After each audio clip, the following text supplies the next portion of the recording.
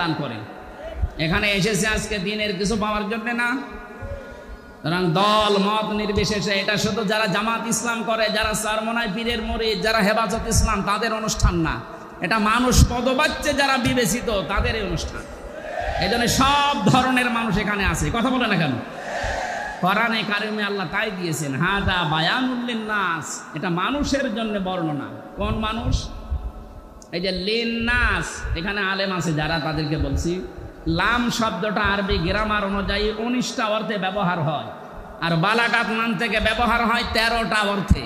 এখানে 9 নম্বর অর্থ আছে বালাগাত মান থেকে। আমি পড়েছিলাম আলেমে থাকতে, আমি দেখেছি লাম ব্যবহার করা হয় জীবিত মানুষদের জন্য। কাদের জন্য?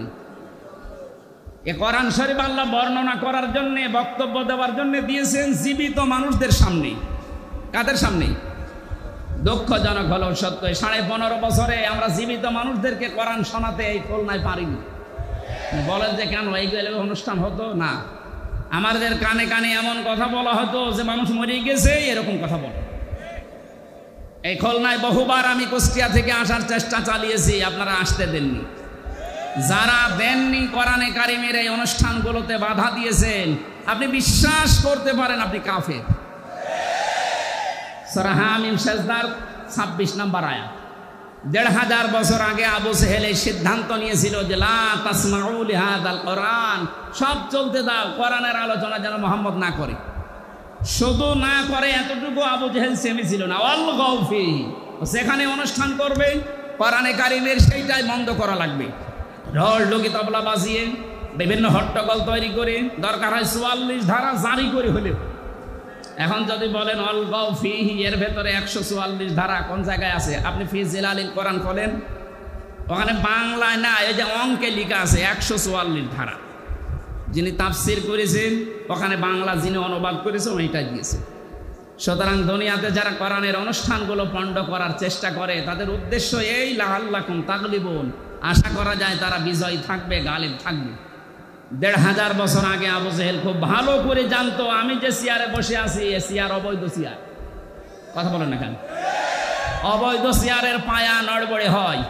ও ভালোভাবে জানতো মুহাম্মদ যেটা বলতে চায় এইভাবে যদি মানুষ বসে, তা আমার চেয়ারের পায়া থাকার কথা না। আমার মনে হয় এই 15.5 বছরে যারা দায়িত্বে ছিল এরাও বুঝেছিল হামজা যেটা বলতে চায় এটা মানুষ বুঝলে আমার চেয়ার থাকবে না। এই জন্য কত বড় বড় বুজুর্গ নিয়ে আসতো, জাতীয় মসজিদের ইমাম আসতো, বাধা নেই। তাহেরি ভাই আসে, বাধা নেই। একজন মারা গেছে তোফাজ্জল হোসেন ভৈরবী ভাই, উনি আসতো, বাধা নেই। আমির হামজা যেন না আসে। কেন? ওরা এসে আপনার বাবার কথা বলবে।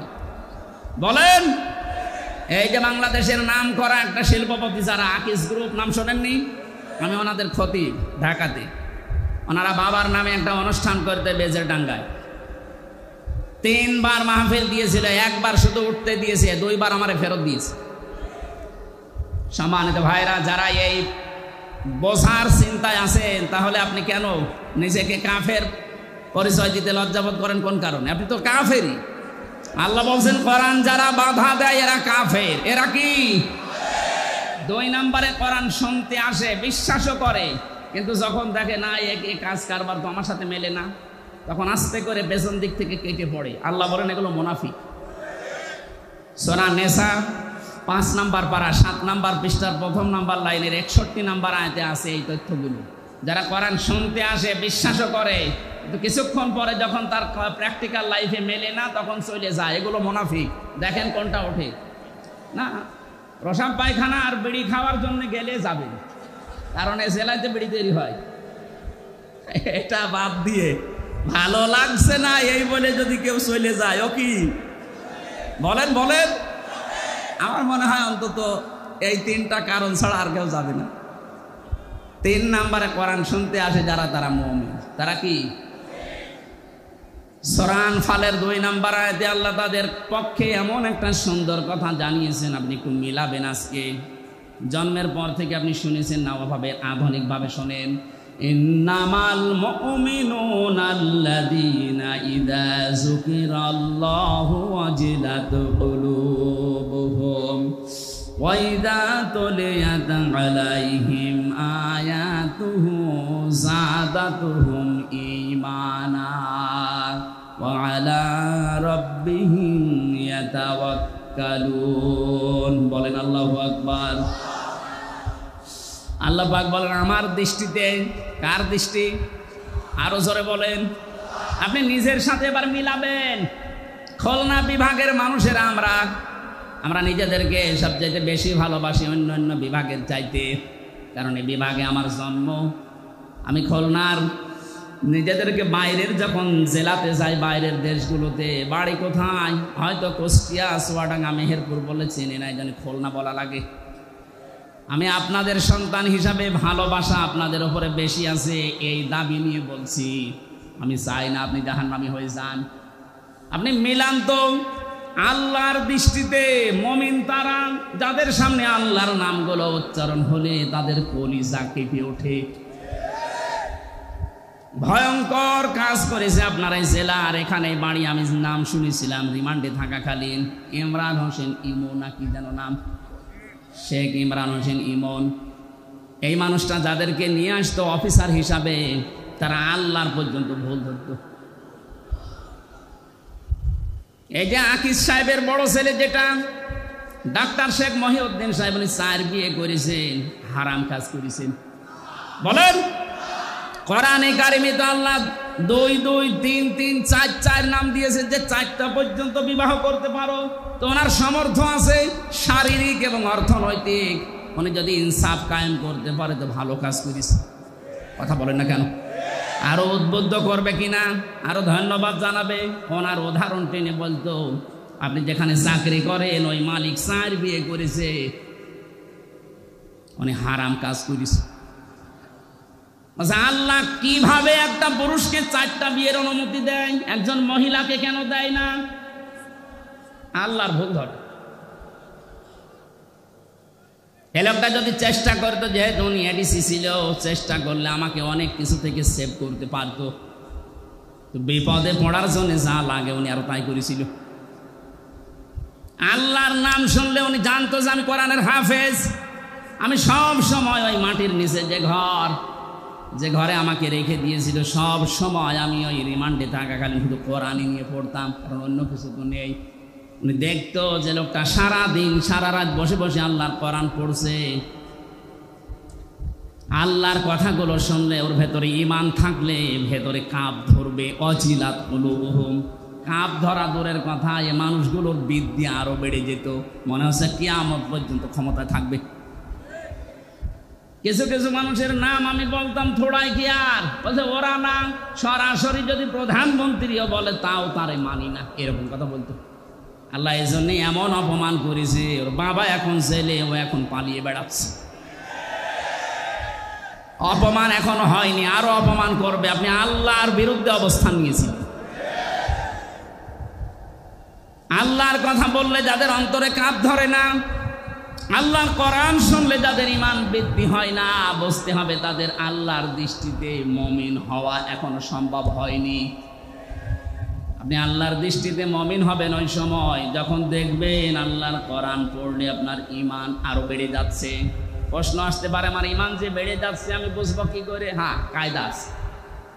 সূরা মাইদা 7 নাম্বার পারার 1ম নাম্বার পৃষ্ঠার 1ম নাম্বার লাইনের 73 নাম্বার আয়াতে আছে, ওয়াইদা সামিউ মা উনজিলা ইলার রাসূলি তারা আ'য়ুনাহুম তাফিদু মিনাদ দামি মিম্মা আরাফু মিনাল হক। হে নবী, আপনি যখন কোরআন তাদেরকে শোনাবেন, ওরা যখন কোরআনের এই মর্মমান এগুলো উপলব্ধি করতে পারে, বুঝতে পারবে, আপনি দেখবেন মনের অজান্তেই তাদের চোখ দিয়ে পানি পড়ছে। এখানে যারা বসে আছি লক্ষাধিক মানুষ, আমরা সবার চোখে পানি আসবে না।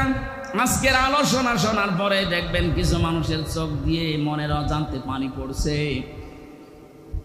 ওয়ালা রাব্বিহিম ইয়াতাওয়াক্কালুন, বাড়ি যাওয়ার আগে তারা সিদ্ধান্ত নিয়ে যাবে, আজকে থেকে আল্লাহ ছাড়া কারো উপরে ভরসা করব না। এই 3টি বৈশিষ্ট্য যাদের ভেতরে আছে, আল্লাহর নাম শুনলে কলিজায় কাঁপ ধরবে, আল্লাহর কোরআন শুনলে ঈমান বেড়ে তাদের চোখ দিয়ে পানি আসবে, আল্লাহ ছাড়া কাউকে ভরসার স্থল বানাবে না। আল্লাহর দৃষ্টিতে এরা প্রকৃত মুমিন। এরা কি? আল্লাহ এই মানের শ্রোতা হওয়ার তৌফিক দেন, বলেন আমিন। সুতরাং আমরা নির্বাচিত হয়ে যারা এখানে বসে আছি, আমরা খুশি না বেজার? বলেন বলেন, জবান খুলে বলেন আলহামদুলিল্লাহ। দরুদ আর সালাম পড়ছি আমাদের নবী মুহাম্মদ রাসূলুল্লাহ সাল্লাল্লাহু আলাইহি ওয়াসাল্লামের প্রতি। আমার আজকের তেলাওয়াতকৃত আয়াত আপনারা দেখেছেন, একটা পরিচিত আয়াত পড়েছি, অনেকের কাছে এটা মুখস্থ আছে। সূরা আরাফ আয়াত নাম্বার 179, একটা মাত্র আয়াত পড়েছি। বিশ্বনবীর লক্ষ কোটি হাদিস থেকে মাত্র একটা হাদিসের অর্ধেক পড়েছি। আমরা এই দুইটার সামনে নিয়ে কিছু কথা আপনাদের সামনে বলবো। আল্লাহ যেন আমাকে তৌফিক দেন, আপনাদের ধৈর্য দেন, বলেন আমিন। এটা কি বিড়ি খেতে যাচ্ছে নাকি ওই 2 নম্বরে? না ভাই, ওঠা যাবে না। যুবক মানুষ যদি উঠে চলে যায়, 1-1.5 ঘন্টা বসে থাকতে পারে না। ও বিয়ে দিলে বউ টেকবে। আমি আর নিচে নামলাম না। এরপরেও যদি কেউ চলে যান, এখানে কিন্তু বহু মেয়ের বাবা বসে আছে। এক কথা বলছে না কেন? আমি নিজেই 3 মেয়ের বাবা। এই যে হোসাইন 2 মেয়ের বাবা, রবিউল 1 মেয়ে। কত মাওলানা বসে আছে দেখেন না, মেয়ে বিয়ে দেবে বলে যাবেন মানে? হাজার হাজার মানুষ বসে আছে, মেয়ের বাবারা যে আজকে জামাই সিলেক্ট করবে। এখানে যে 1.5 ঘন্টায় আপনি উঠে চলে যান, বলবেন না এর কাছে দিলে আমার মেয়ের জীবন দুনিয়া শেষ। শেষে দেখবেন আপনার আর জীবনে বিয়েই হবে না, কারণ এটা রেকর্ড হচ্ছে। সারা দুনিয়া ছড়িয়ে যাবে যে ওই যে উঠে চলে যাচ্ছে, ওইটার মনে হয় সমস্যা আছে। আশা করছে আপনি 1 ঘন্টা মতো থাকবেন, না চলে যাবেন? থাকবেন তো? সূরা আরাফে 206টা আয়াত আছে, 14টা রুকু আছে, মাত্র একটা আয়াত পড়েছি। আমরা তাফসীর আকারে কথা বলতে চাই নাকি মাছের কাহিনী শুরু করব? তাফসীর শুনতে রাজি আছেন না? আরাফ এ শব্দের শাব্দিক অর্থ পরিচিত হওয়া। আরাফ মানে কি? এই সূরায় 206টা আয়াত আছে বললাম, এর 46 নম্বর আয়াতের মাঝের অংশে আপনি দেখবেন এই নামটা আছে, আল্লাহ নিজে ব্যবহার করেছে। ওয়া বাইনাহুমা হিজাব ওয়া আলাল আরাফ। এই যে আরাফ শব্দটা, এখান থেকে এর নামকরণ। এটা তাফসীরে ইবনে কাসির থেকে বলছে, মুফাসসির লিখেছেন ওয়া বাইনাহুমা হিজাব। এই আয়াতটা আল্লাহ কেন নাজিল করলেন জানেন? নবীজি ব্যাখ্যায় বলছিলেন, কিয়ামতের দিন আল্লাহ বিশাল একটা প্রাচীর বানাবেন জান্নাত জাহান্নামের মাঝে। কিছু মানুষকে ওখানে দাঁড় করিয়ে দেবেন, এদেরকে আল্লাহ জাহান্নামেও দেবে না, জান্নাতেও দেবে না। সাহাবী প্রশ্ন করলেন হযরতে আবু যর রাদিয়াল্লাহু তাআলা আনহু, হে নবী, এরা জান্নাতে যাবে না, তার কারণ কি? বিশ্বনবী জানিয়েছেন এরা জান্নাতে যাবে না এই কারণে মানুষগুলোর সব কাজ দুনিয়ায় ভালো ছিল, শুধু মা বাবার সাথে খারাপ আচরণ করত। এরকম আল্লাহর ওলি এখানে বসে নেই। এই কথা বলুন, আপনার পায়ে ধরে বলছি, আপনি এখনই শুধরান, এখনই থামেন। তামাম দুনিয়া ভর্তি নেকি নিয়ে আপনি হাজির হবেন কিয়ামতে, কিন্তু মা বাবার মনে যদি বৈধ কোনো কারণে কষ্ট দিয়ে থাকেন, আপনি লিখে নিতে পারেন, জান্নাত পাবেন না। নবীজি জানিয়েছেন, হোমা জান্নাতুকা হোমা নারুকা, মা বাপ তোর জান্নাত, মা বাপ তোর জাহান্নাম। সুতরাং আমাদের আমল যদি, কাজ যদি এরকম কারো থেকে থাকে, সে যেন এক্ষুনি পাল্টিয়ে যায়। কথা বলে না কেন? আর আমি যত দূর লেখাপড়া করেছি, আমি বাস্তবতা যতটুকু দেখছি, আমার বয়স অল্প আপনাদের চাইতে, আমার এখন 33 বছর, কিন্তু বাস্তব অভিজ্ঞতা আপনাদের অনেকের চাইতে আমার বেশি আছে। আমার মতো ঘোরাঘুরি আমার মুরব্বী জীবনে করেনি। আমি যত জায়গায় গেছি, বাংলাদেশ সহ বিশ্বের, এ মুরব্বী এত বছর বয়সও মনে হয় অত জায়গার নামও শোনেনি। আমরা রাতের বেলা চলাফেরা করা মানুষ, রাতের বেলা আমরা দেখি 3টা জিনিস দেখি, দেখা যায় রাস্তায়, একটা বক্তা, একটা কুত্তা আর একটা পুলিশ। এখন পুলিশ একটু কম পাওয়া যাচ্ছে, কিন্তু বক্তা আর কুত্তা পাওয়া যাচ্ছে রাস্তায়। রাত যত বেশি হয়, রাস্তায় পাওয়া যায় হয় কুকুর নাই বক্তা। কথা বলছেন এখন? পুলিশের নাম বললে ওরা আবার রাগ করে, হুজুর আপনি কুকুরের সাথে তুলনা দিলেন। আরে ভাই, সে নামে তো আমিও আছি, আমি বক্তার নাম বলিনি। রাতের বেলা তো দেখা এদের সাথেই হয়, তাছাড়া অন্য কেউ তার রাত জেগে থাকে না, তারা তো ঘুমিয়ে থাকে। এই জন্য বাস্তব অভিজ্ঞতায় আমি বলছি, এই দেশের বহু সংসারে আজ সন্তান জাহান্নামী হয়ে ওই আরাফ নামক প্রাচীরে দাঁড় করা অবস্থায় থাকবে এই দেশে তার বউর কারণে। অধিকাংশ বউগুলো তার আচরণের কারণে সন্তান বাধ্য হয় মা বাবার সাথে খারাপ ব্যবহার করতে। বলেন, তিরমিজি শরীফের হাদিস বলছি, হাজারো মেয়ে লোক বসে আছে, মহিলা প্যান্ডেলের এরকম সাইডটা বানিয়েছে এরা, আপনাদের চাইতে সাইড ডবল মহিলা বসে আছে। সম্মানিত মা বোনেরা, আপনি যদি মনে করেন যে আমি জান্নাতের গ্যারান্টি দুনিয়া থেকে নিয়ে যেতে চাই, আমি জান্নাতি হতে চাই, জান্নাতের 8টা দরজায় যেন আমার জন্য খোলা থাকে, তাহলে দুনিয়ায় 5টা কাজ মাস্ট বি আপনাকে করাই লাগবে। 1 নম্বরে নবীজি বলেন, ইদা নাজারা ইলাইহা সাররাতুহু, যখন কোন স্বামী তার স্ত্রীর দিকে তাকাবে সে যেন স্বামীকে খুশি করে। নবীজির এই হাদিস আজ বাংলাদেশের 100টার প্রায় 98টা মহিলা মানে না। এক কথা বলেন না কেন? সারাদিনের পরিশ্রান্ত শরীর নিয়ে বাড়িতে আসবে, আল্লাহর কোরআনের ঘোষণা ছিল, আমিন আয়াতিহি আন খালাকালাকুম মিন আজওয়াজিকুম লিতাসকুনু ইলাইহা ওয়া জাআলা বাইনাকুম মাওয়াদ্দাতাও ওয়া রাহমা ইন্না ফি যালিকা লাআয়াতিন লিকাওমিন ইয়াতাফাক্কারুন। সূরা রোমের 21 নম্বর আয়াতে আছে, এটা 21 নম্বর পারার 5 নম্বর পৃষ্ঠা 7 নম্বর লাইনে পাবেন। তাফসিরে ফি জিলালিল কোরআনে আছে, রব্বুল আলামিন বলেন, আমার যত নিদর্শন দুনিয়াতে আছে এর ভেতরে অন্যতম নিদর্শন এই, আমি তোমাদের থেকে তোমাদের জোড়া বানিয়েছি স্ত্রীদেরকে, যেন তোমরা শান্তি স্বস্তি এবং নিরাপত্তা সেখানে খুঁজে পাও। তো বাস্তবে আমরা হাজারো স্বামী আজ স্ত্রীর কাছে এই রেসপন্স, এই সম্মান এগুলো না পাওয়ার কারণে বাধ্য হয়ে অন্য জায়গায় লাইন করি। ও বলছে ঠিক, করোনার মানুষ তো বদনাম করে ফেলবে দেখছি। সম্মানিত মা বোনেরা, আপনার স্বামী এখানে বসে আছে, এই ক্যামেরা ওইদিকে মারো তো, যেটা ঠিক বললো, দেখেন ওর স্ত্রী কি বলে। আজকে আপনার ভাত বন্ধ হয়ে যাবে। আমার দিকে ঘোরানো আছে, আমরা কয়েকজন ঝামেলায় আছি, আপনাদের অসুবিধা নেই না। যখন বলেই ফেলেছেন মুখ ফুটে, আমার মনে হয় এরকম কিছু হচ্ছে। স্ত্রীর পক্ষ থেকে এই রেসপন্স, এই আগ্রহ, এই ভালোবাসা, মায়া মহাব্বত না পাওয়ার কারণে আজ পরকীয়া প্রেম দিন দিন বেড়ে যাচ্ছে।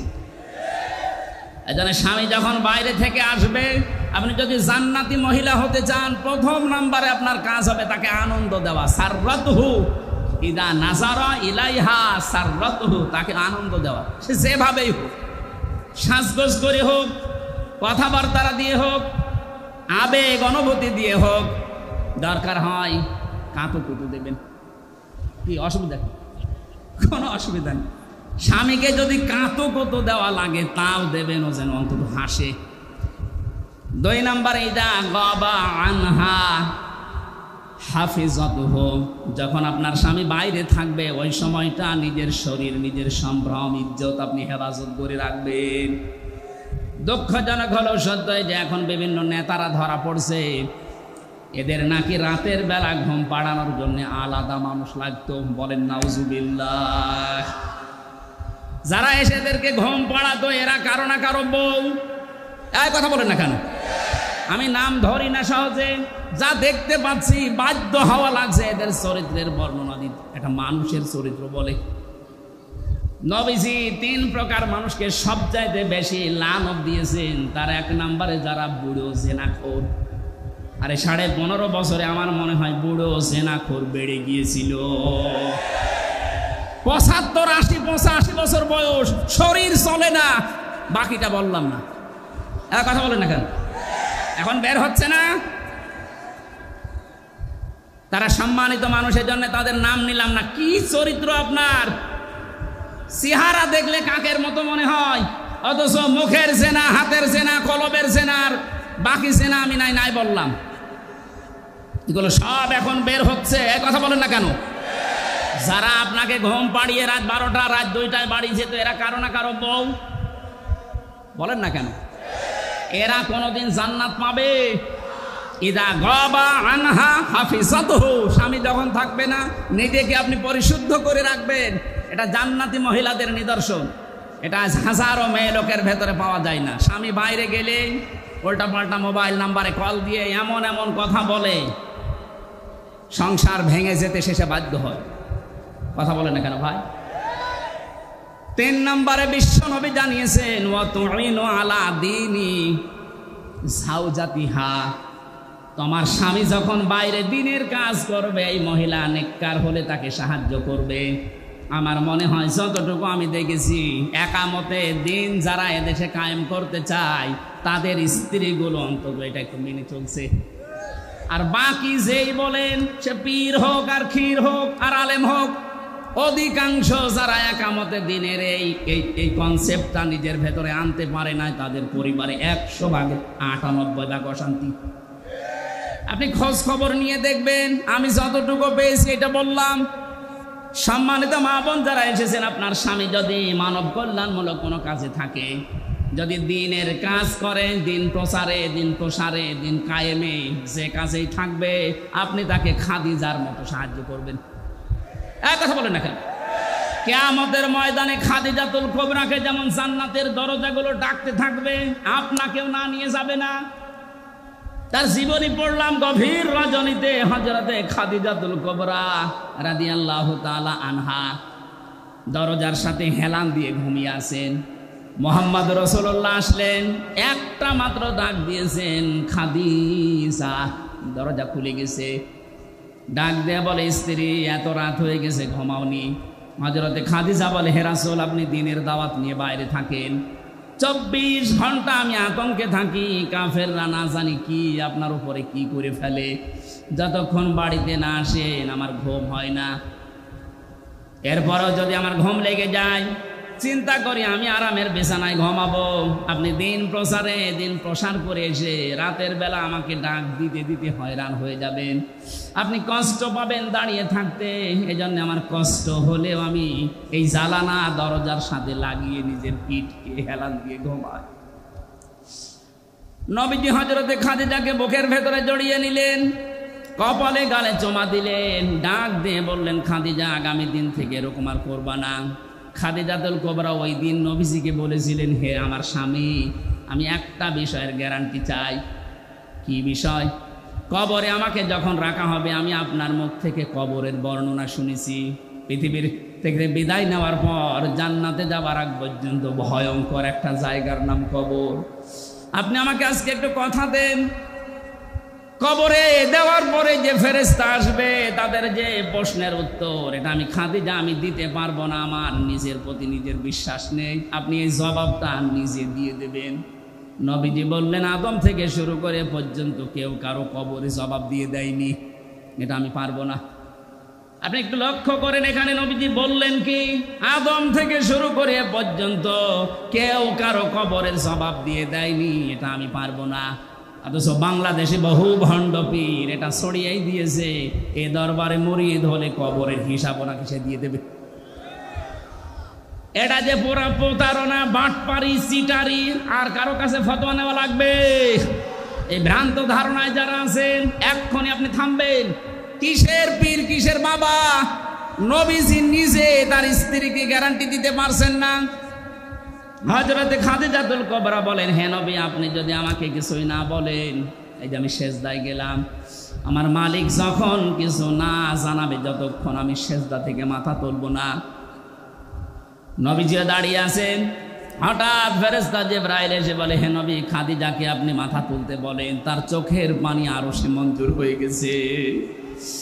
আল্লাহ রাব্বুল আলামিন নিজে আপনাকে অর্ডার দিয়েছেন, খাদিজার প্রশ্নের জবাব আপনি দিয়ে দেবেন। নবীজি বললেন, কি বলো জিবরাইল? আমি আজ পর্যন্ত কোনোদিন এ ব্যবস্থা কারো পক্ষে পাইনি, না খাদিজার পক্ষে আল্লাহ দিয়েছেন, আপনাকে দেওয়া লাগবে। হযরতে খাদিজাকে ডাক দিয়ে বললেন, মাথা তোলো, তোমার চোখের পানি আরো সে পৌঁছিয়ে গেছে, তোমার কবরের জবাব দেওয়া লাগবে না, আমি নিজে দিয়ে দেবো তোমারটা। হযরতে খাদিজা ওই দিন বলেছিলেন, হে আমার স্বামী, আপনার জন্য এই ঘরটা আমি নয়েজ মুক্ত রাখি, শব্দ, গোলমাল, আওয়াজ এগুলো থেকে আপনাকে আমি শান্তিতে রাখি। ঘরে আসলে আপনার স্বামী বাইরে থেকে যখন আসবে ঘরটা আপনি শান্ত নির্মল করে দেবেন। খাদিজাতুল কুবরা এই কাজ করার কারণে তার জন্য আল্লাহ একটা জান্নাত ঘর বানিয়ে রেখেছেন। আপনি যদি আপনার স্বামী যখন বাইরে থাকবে কর্মজীবনে, দিনের কাজে, মানবতার কাজে, ভেতরে আসার সঙ্গে সঙ্গে যেন একটা স্বচ্ছ নির্মল শান্ত একটা ঘর উপহার পায়, আপনাকেও খাদিজার মতো আল্লাহ একটা ঘর জান্নাতে বানিয়ে দেবেন। খাদিজা ওই দিন বলেছিলেন, হে রাসূল, আমি আপনার কাছে জানতে চাই আপনার যে জুব্বা মোবারক আছে এইটা দিয়ে আমার কাফন বানাবেন। ঠিক আছে, এটা তো আমার আন্ডারে, আমি দিয়ে দিলাম। 2 নম্বরে আপনি আমার কবরের ভেতরে একটু গড়াগড়ি করবেন, কারণ আমি জানি আপনার শরীর যেখানে লাগবে ওখানে জাহান্নামের আগুন পৌঁছাবে না। বিশ্বনবী তার ইন্তেকালের পরে 3 দিন পরে দেখা যাচ্ছে খাদিজার ইন্তেকাল হয়ে গেল। মুহাম্মদ রাসূলুল্লাহ নিজে তার জুব্বা মোবারক দিয়ে কাফন বানিয়ে দিলেন, কবরের ভেতরে নিজে একটু গড়াগড়ি দিলেন, নিজের হাতে খাদিজাকে কবরে শায়িত করার পরে উপরে মাটি দিয়ে সাহাবা ইকরাম বলে, হুজুর আপনি যাবেন না? নবীজি বলেন, সাহাবীরা তোমরা চলে যাও, খাদিজার সাথে আমার কিছু কথা দেওয়া আছে। কিছুক্ষণ ফেরেশতা এসে বলে, মার রব্বুকা ওয়া মান নাবিয়্যুকা ওয়া মা দীনুকা। ওপর থেকে মুহাম্মদ রাসূলুল্লাহ ডাক দিয়ে বলছে, ফেরেশতারা থামো, খাদিজাকে প্রশ্ন করার দরকার নেই। খাদিজার আল্লাহ আমার ওই আল্লাহ, খাদিজার ধর্ম আমার ওই ধর্ম, আর খাদিজার নবী আমি নবী, নিজেই বলছি মুহাম্মদুর রাসূলুল্লাহ। খুলনাবাসী, আমি আগেই বলেছি এটা আমার বিভাগ। বাংলাদেশে 8টা বিভাগের চাইতে বিভাগের মানুষকে এমনিতে একটু মানুষ হিসাবে ভালোবাসি বেশি। এ বিভাগের নারী পুরুষ আমার কাছে সবচাইতে বেশি আপন। বড় আশা নিয়ে, বড় ভরসা নিয়ে বলছি, আপনি দেখতে পাচ্ছি আপনি জাহান্নামী হয়ে যাচ্ছেন। অতঈনু আলা দীনি যাওজাতিহা। 3 নম্বরে নবীজি বললেন, ওই মহিলাকে আল্লাহ জান্নাতে পৌঁছিয়ে দেবে যে মহিলা তার স্বামীকে দিনের পথে চলার জন্য, দিন কায়েমের জন্য সাহায্য করে, উৎসাহ দেয়। অথচ এরকম মহিলা এখন পাওয়া যাচ্ছে না। কথা বলেন ঠিক কিনা? ফতোয়া আজকেও যশোরে আমার মাহফিল ছিল দিনের বেলায়, জোহরের সময় চৌকাছাতে একটা মেয়ে ফতোয়া দিয়েছে, প্রশ্ন দিয়েছে যে নারী পুরুষের একামতে দিনের কাজ করা লাগবে। কোথায় আছে? কোথায় আছে? মানে সূরা তাওবার 71 নম্বর আয়াত তার দলিল। নারী হোক আর পুরুষ হোক, যে যেই স্থানে আছে ওখান থেকে একামতে দিনের কাজ করা নামাজ রোজার মতোই ফরজ, বরং তার চাইতেও বড় ফরজ।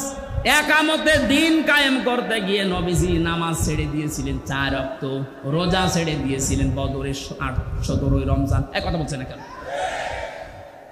দিন কায়েমের জন্য নবীজি যদি নামাজ ছেড়ে দিতে পারেন, কাজা করতে পারেন, রোজা ছেড়ে দিতে পারেন, তাহলে নামাজ রোজার চাইতে এটা আপনার জীবনে আরো গুরুত্বপূর্ণ কাজ।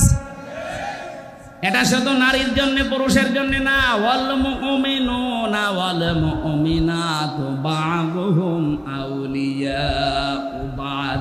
এখানে মুমিন নারী, মুমিন পুরুষ দুইজনের কথাই আছে। সুতরাং যারা নিজের স্বামীকে ইসলাম কায়েমের জন্য আপনি উদ্বুদ্ধ করবেন, সাহায্য করবেন, ছাড় দেবেন, তাকে সময় দিয়ে দেবেন, আল্লাহ আপনার জান্নাতের 8টা দরজা নিজে খুলে রাখবে। বলেন সুবহানাল্লাহ। 5 না 4 নম্বরে, স্বামী যতক্ষণ বাইরে থাকবে স্বামীর সম্পদ এবং স্বামীর সন্তান আপনি হেফাজত করে রাখবেন। আজ হাজারো মেয়ে লোক স্বামী বাড়ি থাকে না, সন্তানের হাতে মোবাইলটা দিয়ে উনি সারাদিন নিজে সিরিয়াল দেখতেছে। না, এরকম মহিলা আমরা চাই না। আমরা চাই খাদিজাতুল কুবরার মতো, যিনি ফাতেমা তৈরি করবে। কথা বলুন। যিনি উম্মে কুলসুম তৈরি করবে, যিনি রুকাইয়া তৈরি করবে, এরকম মা আমরা ঘরে ঘরে দেখতে চাই। কথা বলেন ঠিক কিনা? 5 নাম্বার, ওই মহিলার জন্য আল্লাহ জান্নাতের দরজা খোলা রাখবেন যেই মহিলা স্বামী যেটা পছন্দ করে ওটা যদি জায়েজ হয় সে নিজে ওইটা পছন্দ করবে। এটা আজ নেই। 100টার 98টা পরিবারে আমরা পাচ্ছি না। স্বামী যেটা পছন্দ করে জায়েজ, অথচ স্ত্রী ওইটা চায় না। আমি 27টা পেয়েছি, তার একটা বলছি। আমি সহ যত স্বামী এখানে বসে আছে প্রত্যেকটা স্বামী পছন্দ করে এবং চায় যে বিয়ের পরে যেন আমার মা বাবা আমার সাথে থাকে। কথা বলে না কেন? 100টার 98টা পরিবারে এটা চায় না। এই মেয়েটা চায় না, শুধু এর দোষ না, এই মেয়েটাকে কান পোড়া দেয় ওর মা আর ওর বড় বোন। ওখান থেকে খালি বারবার ফতোয়া দেয়, এই আর কতদিন থাকবি, তাড়াতাড়ি আলাদা হ।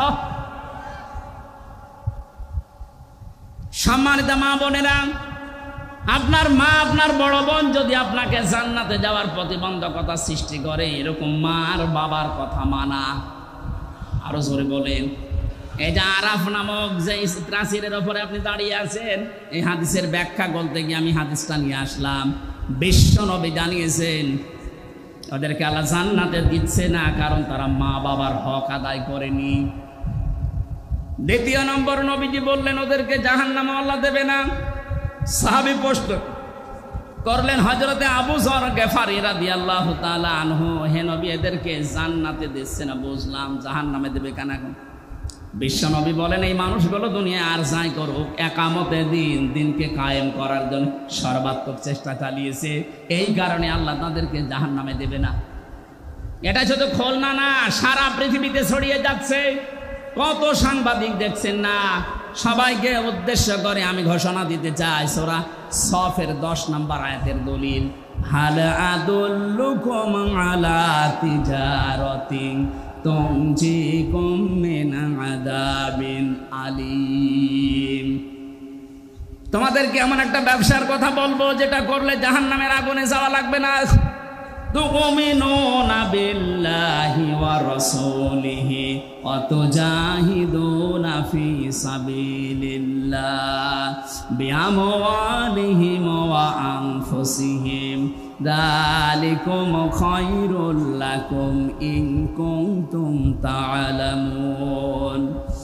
আল্লাহর প্রতি ঈমান আনার পরে, রাসূলের প্রতি ঈমান আনার পরে, এই দুইটাকে সামনে নিয়ে তাদের বিধান সলিমে কায়েম করার জন্য জান আর মাল দিয়ে যারা জিহাদ করবে তাদেরকে আল্লাহ জাহান্নামে দেবে না। সুতরাং এই পৃথিবীতে যারা দিন কায়েমের জন্য চেষ্টা চালান, অন্যান্য যদি কোনো গুনাহ হয়েও থাকে, আল্লাহ অন্তত আপনাকে জাহান্নামে দেবে না, এই গ্যারান্টি আমি দিতে পারি। জাহান্নামে যাবেন না, কিন্তু জান্নাতে যেতেও পারছেন না মা বাবার হক আদায় না করার কারণে। কথা বলেন না কেন? হাদিসের শেষে আমি আর পাইনি যে নবীজি আর জানাননি যে তারা যাবে কোথায়। খুলনাবাসী জান্নাতেও যেতে পারছেন না মা বাবার হক আদায় না করার কারণে।